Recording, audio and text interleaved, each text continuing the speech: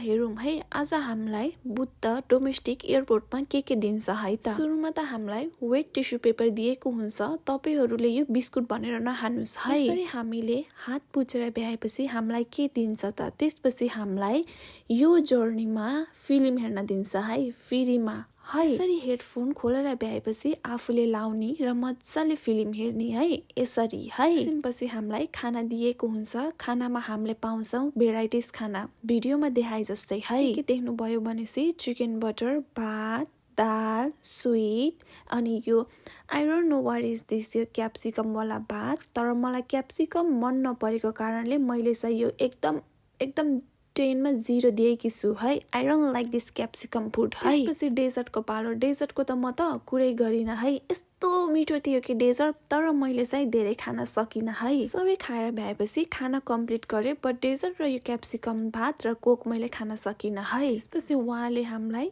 Biscuit दिनुभएको छ, त्यसपछि हामीलाई पानी दिनुभएको छ है। यो सानो बोतलको पनि पानी हो, जुस हैन नि है।